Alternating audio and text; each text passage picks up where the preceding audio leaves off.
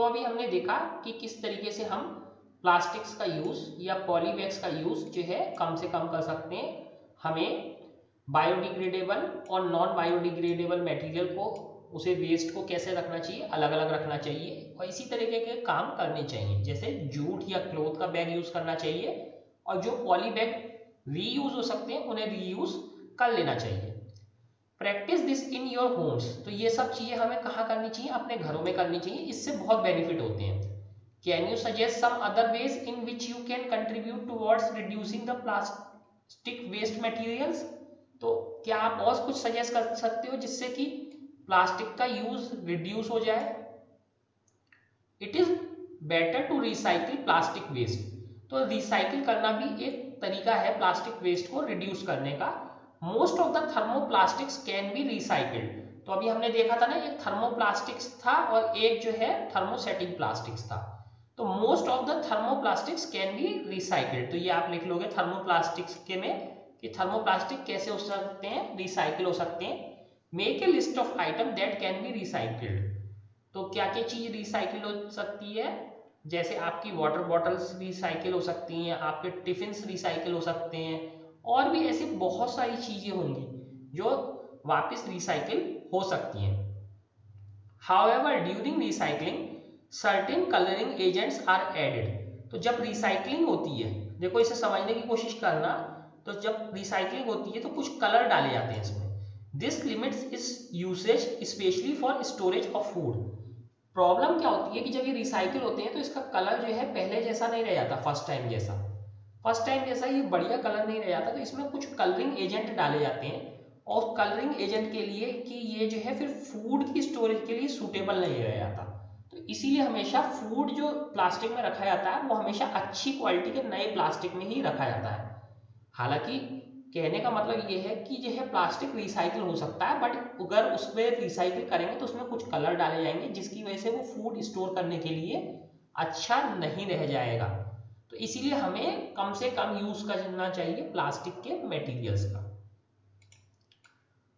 अब इसके आगे देखते हैं, as a responsible citizen remember 5R principle, तो अब एक 5R प्रिंसिपल देखते हैं हम। 5R प्रिंसिपल क्या है, हम क्योंकि इंडिया के रिस्पॉन्सिबल सिटीजन है तो हमें 5R प्रिंसिपल देखना चाहिए।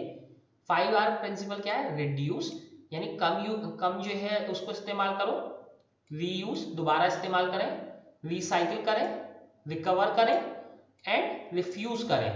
देखिए पहले रिड्यूस करना, जैसे अगर हम 10 पॉली बैग्स यूज करते हैं तो जहां हमारे कॉटन या जूट के जो है बैग्स यूज हो सकते हैं तो हम उसे रिड्यूस करें, पॉली बैग्स की जगह प्लास्टिक की चीजों को कम से कम यूज करके रिड्यूस करें। रीयूज जैसे मैंने भी आपको बताया, रीयूज क्या, पॉली बैग्स भी कई बार यूज हो सकते हैं तो रीयूज कर सकते हैं। रिसाइकिल, अगर कोई प्लास्टिक का जो है मटेरियल हमारा टूट गया है जैसे, तो हम उसे जो है गार्बेज में फेंकने की जगह हम उसे रिसाइकिल के लिए दे सकते हैं। सब लोगों के घर पे कबाड़ी वाला आता ही है, तो कबाड़ी वाले को अगर मटेरियल हम कचरे में फेंकने की जगह कबाड़ी वाले को देते हैं तो वो रिसाइकिल के लिए चला जाता है।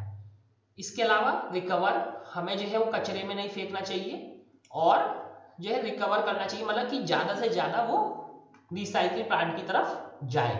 एंड रिफ्यूज, और हमें रिफ्यूज करना भी चाहिए। रिफ्यूज का मतलब कि हमें यूज करने से पहले अगर कोई हमें प्लास्टिक बैग में दे रहा है तो हम उसे मना करें कि नहीं, हमें ये प्लास्टिक बैग नहीं चाहिए, हमारे पास अपना जूट का बैग है या क्लॉथ बैग है, आप इसमें दे दो। जैसे आप फल लेने जाओ तो हमेशा अपना बैग लेके जाओ और वो अगर आपको पॉली बैग में दे दे कि जो है सर या मैडम ये ले लीजिए ऐसे, तो उसे रिफ्यूज करो कि नहीं मुझे ये नहीं चाहिए, मैं अपने बैग में ले लूंगा। Develop habits which are environment friendly, तो ऐसी हैबिट्स हमें डेवलप करनी चाहिए, ऐसी आदतें हमें डेवलप करनी चाहिए जो क्या हो, एनवायरमेंट फ्रेंडली। अब देखो fibre wise, do not throw plastic bags in the water bodies और ऑन द रोड, तो हमें वाटर बॉडीज जैसे तालाब या नदियों में ये नहीं फेंकना चाहिए, रिवर्स में या पॉन्ड्स में कभी प्लास्टिक बैग्स या किसी भी वाटर बॉडीज में हमें प्लास्टिक बैग्स कभी भी नहीं फेंकने चाहिए। Take a cotton carry bag और a jute bag while going for shopping, तो जब भी शॉपिंग पे जाएं तो हमें क्या करना चाहिए, एक कॉटन का कैरी बैग या जूट बैग अपने साथ ले जाना चाहिए। Try to minimise the use of plastic materials, easy means example, for example such a steel lunch box instead of a plastic one. तो हमें कौन सा लंच बॉक्स यूज करना चाहिए? स्टील का लंच बॉक्स यूज करना चाहिए, प्लास्टिक का नहीं करना चाहिए। तो ये कुछ तरीके हैं जिससे हम प्लास्टिक का यूसेज रिड्यूस कर सकते हैं, प्लास्टिक को हमें कम से कम यूज करना चाहिए। और प्लास्टिक के ऊपर एक जनरली ऐसे आता है आपके लॉन्ग क्वेश्चन में कि प्लास्टिक कैसे कैसे यूज होता है, प्लास्टिक क्यों प्रॉब्लम है हमारे लिए, एनवायरनमेंट के लिए, और कैसे करके हम प्लास्टिक को रिड्यूस कर सकते हैं। तो इसके ऊपर एक क्वेश्चन को आंसर करने की कोशिश करें, ये बहुत हेल्पफुल होगा। तो अब हम समराइज करते हैं कि इस चैप्टर में हमने क्या क्या पढ़ा। Synthetic fibres and plastics like natural fibers are made of very large units of polymers. Polymers are made of many smaller units. तो हमने ये भी देखा कि सिंथेटिक फाइबर और प्लास्टिक किससे मिलके बनते हैं? पॉलीमर्स से मिलके बनते हैं। और पॉलीमर क्या है? पॉलीमर बहुत छोटे छोटे यूनिट से बनता है, ठीक है। बहुत सारे छोटे छोटे यूनिट जब साथ में इकट्ठे हो जाते हैं तो उसे हम क्या बोलते हैं? पॉलीमर। सिंगल वाला क्या था? मोनोमर, डबल वाला डाइमर, ट्राइमर, टेट्रामर, इस तरीके से। फिर बहुत बड़ा जब हो जाता है तो उसे क्या बोलते हैं? पॉलीमर। तो सिंथेटिक फाइबर और प्लास्टिक जो है किससे मिलते हैं, किससे बनते हैं? Large unit.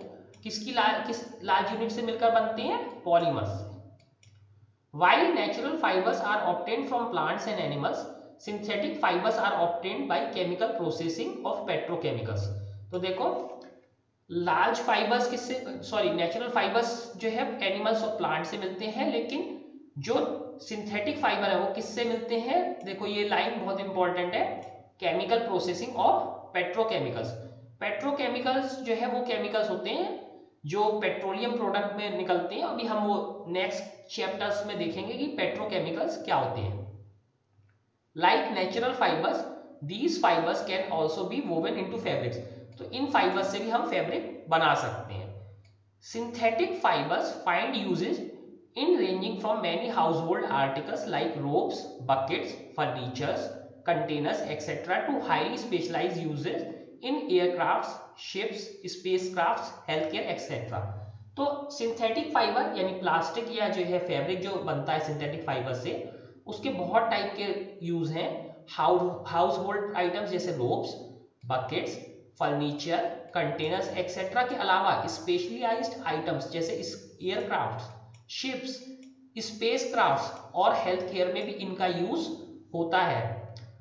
Depending upon the type of chemicals used for manufacturing synthetic fibres, they are called rayon, nylon, polyester and acrylic. तो ये चीजें हम सब देख चुके थे कि रेयॉन क्या होता है, नाइलॉन क्या होता है, पॉलिएस्टर क्या है, एक्रिलिक क्या है। तो ये डिफरेंट टाइप के नेम थे जो हमने देखे थे। The different types of fibers differ from one another in their strength, water absorbing capacity, nature of burning, cost, durability, etc. ठीक है। तो अब इसके बाद क्या था कि डिफरेंट टाइप के जो फाइबर्स थे, जैसे कि हमने कॉटन को कंपेयर करा और सिंथेटिक फाइबर्स को भी कंपेयर करा, तो वो उनकी strength, water absorbing capacity, nature of burning, cost, durability etcetera सब क्या थी? अलग अलग थी। जैसे कॉटन ज्यादा वाटर एब्जॉर्ब करता है बट स्ट्रेंथ कम होती है और आसानी से बर्न नहीं होता कॉटन, जबकि सिंथेटिक फाइबर्स क्या होते हैं? बर्न हो जाते हैं। कॉस्ट कॉटन की ज्यादा होती है, ड्यूरेबिलिटी कम होती है। Today the life without plastics can not be imagine, B it home और आउटसाइड, प्लास्टिक इज एवरीवेयर। आज की डेट में प्लास्टिक के बिना लाइफ इमेजिन नहीं की जा सकती, चाहे वो घर हो या बाहर हो, प्लास्टिक सभी जगह है। The waste created by plastics is not environment friendly. तो एनवायरमेंट फ्रेंडली नहीं होता plastic waste. On burning plastics release poisonous gases. तो बर्न करने पे क्या करते हैं? पॉइजनस गैसेस छोड़ते हैं। On dumping in the ground they may take several years to degenerate, this is because of their non biodegradable nature. तो कैसे होते हैं ये? नॉन बायोडिग्रेडेबल, और हजारों साल इनको गलने में लग जाते हैं, डीजनरेट यानी छोटे छोटे पीसेस होने में लग जाते हैं। We need to use synthetic fibers and plastics in such a manner that we can enjoy their good qualities and at the same time minimize the environmental hazards for the living communities. तो हमें plastic या synthetic fibres इस तरह से use करने चाहिए कि हम उनके फायदे तो उठा सकें, लेकिन एट द सेम टाइम पे हम मिनिमाइज यानी कम से कम कर सकें उनके एनवायरमेंटल हजार्ड्स अदर एनिमल्स के लिए।